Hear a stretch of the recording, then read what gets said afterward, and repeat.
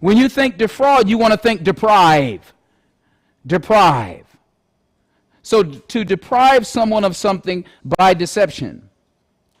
But it could also be just to withhold something that is due to someone and not to give it to them. That's to defraud someone. Well, you don't give someone something that is their due, that is their right. Like if you work 40 hours and your employer says, I'm not paying you, they've just defrauded you, right?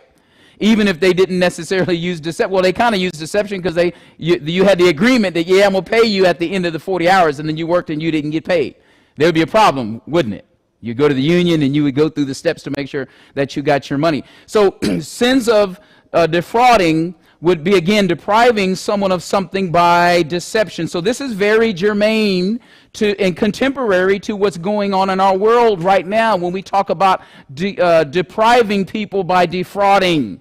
We are living in a time period in our world and in our nation where we are being deprived of, in the process of being deprived of all sorts of things, are we not? We're being in the midst of being deprived of our freedoms. We are in the midst of being deprived of our liberties. We are in the midst of being deprived of our health through the lie of a worldwide pandemic that's not nearly as extensive as the government is lying to people, telling them that it is. And then also we are being lied to the extent of our health, to the extent and detriment of our health, being told to take this and take that because this is healthy for you, when it actually has very severe and detrimental consequences to our body. So in all these different ways, you and I are experiencing on one level or the other deprivation by being deceived. Even some of us have lost jobs or at least had the threat of losing our job. If we didn't comply with the jab or we didn't comply with the mandate, then we were in danger of losing our jobs. And many of us have lost friends. Many of us have lost friends or had family members that felt the need to disassociate themselves from us because we were not in agreement with them. And so therefore, because you don't agree with us, we don't want to have anything to do with you. And so therefore, like a Pharisee, he would say, you are impure, and therefore I cannot be around you because you will contaminate me. And we even see defrauding going on in the war right now between Ukraine and Russia. We have one country thinking it's okay to come in and steal the property and the land of another nation and just come in and take it by force. Isn't that right? Right. All right, so this is very applicable to what's going on in our world right now. So point number 4, sins of defrauding. Look at verse 21 and 22. The first one we're going to talk about is theft. Jesus says, for from within, out of the heart of men proceeds evil thoughts, adulteries, fornications, and murders. That was last week. Verse 22, we're starting with the first one. What's the first one in verse 22? Thefts. That was not hard to figure out, right? What does it mean? What does theft mean? Simple. It means to steal, right? You are taking something that is theft there, means to steal. But that Greek word originally there, it means theft undercover or through fraud. Theft undercover through fraud. So that does fit under defraud, doesn't it? Right. You are taking something from someone that does not belong to you, and you are doing it by deception. We know the difference between stealing and robbery, right? Between theft and robbery.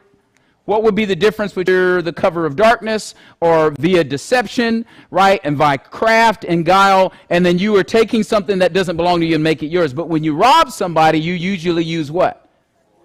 Force, right? It's much more aggressive in nature. But in both cases, you are taking something that does not belong to you. The word here is theft, and it implies taking something different ways. The term theft here can refer to theft physically, which is what we are talking about. When you take something that does not belong to you, you are stealing.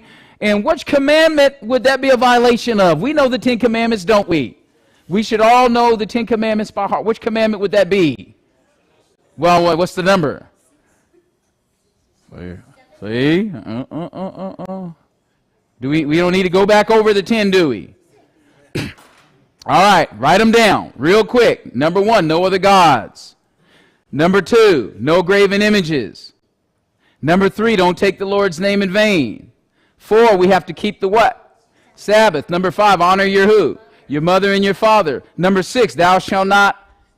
Nope. Kill. Kill. Number 7, we're not to commit adultery. Number 8, thou shalt not. There it is. Write it down. Thou shalt not steal. And then number 9, not to bear false witness or to lie. And then number 10, thou shalt not what? Covet. So we need to know those. We need to know those. And they can be used by God as a wonderful schoolmaster to convince a person of their sin and their need of Jesus. All right. So that would be Exodus chapter 20. And also, do you know the other place in the Bible where the 10 Commandments are? It's in 2 places in the Bible. So Exodus 20, and what's the other one? Where at, though? So write this down. Exodus chapter 20, Deuteronomy chapter 5.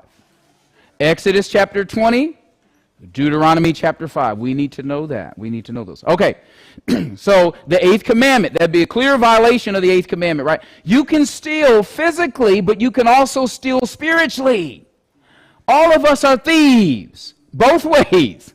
Number 1, everyone here, you can tell me if I'm lying, everyone here has stolen at least one thing in their life.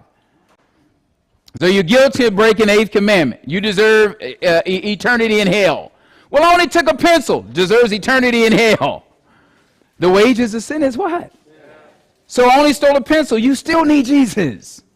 Right? All right.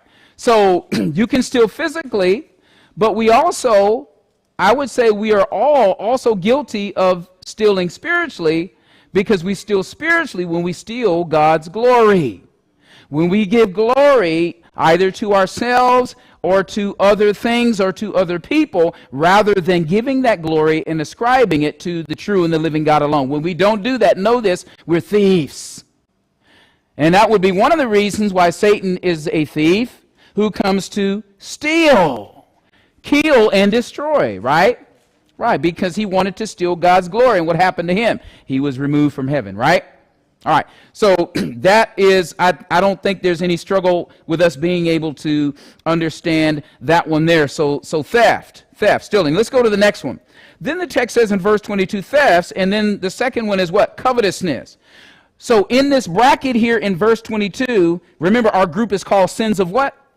Defrauding. That's the group we're talking about now. Notice this connection. Thefts and covetousness go together. We're going to talk about covetousness right now.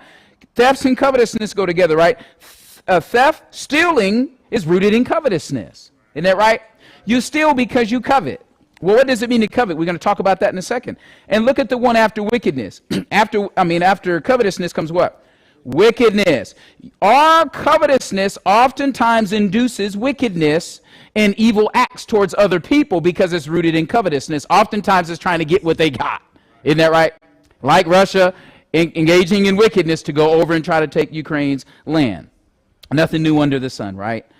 And then just see this connection here too, because I want you to see why I bracketed these together. After wickedness is what? Deceit. Deceit. Covetousness will also cause you to operate in deceit, because if you're operating in covetousness, it oftentimes will induce you to behavior like extortion and taking property and things that don't belong to you, i.e., 1 Kings chapter 21. Remember Ahab and Nabal? Y'all remember Ahab and Nabal? Ahab saw that beautiful vineyard across the way that Nabal had, and he's like, that vineyard is so wonderful, and because I'm the king, I think I should have it, because I'm just the king, and I should be able to have anything I wanted. So he ended up whining and crying to his wife, and they conspired on how to get it, and he ended up killing Nabal and taking his vineyard, right? That's a picture of what would happen 1,000 years later when Jesus came, because this is based on covetousness and envy. I'll show you tonight. And they conspired to take his vineyard, i.e. his church. Aren't we the fruits of his vineyard? Right? And aren't we elect grapes and fruit in his vineyard? And God, the Father, is the husbandman. Jesus Christ is the true vine, and you and I are the what? Branches. And he said, herein is my Father glorified, that you bear much fruit. Y'all see it? That's a foreshadow of Christ. All right. So, but you can see that there, that's deceit. Now, what about lasciviousness? We got to talk about that tonight. I need to be able to show you how lasciviousness definitely ties into this group of defrauding. We're going to talk about that. So, covetousness. Let's go to letter B on your outline. What is covetousness? Avarice. Part of the definition of covetousness is avarice. an insatiable or extreme greed. Extreme greed. Part of the definition for covetousness is also aggression. It includes aggression. When you have a strong covetousness for something, strong craving for something, oftentimes it can move you or compel you to operate in aggression to try to get that thing that you think belongs to you. The simple definition of covetousness is very simply desiring more. Desiring more. Covetousness is when you're not satisfied in God and the things that God has given you.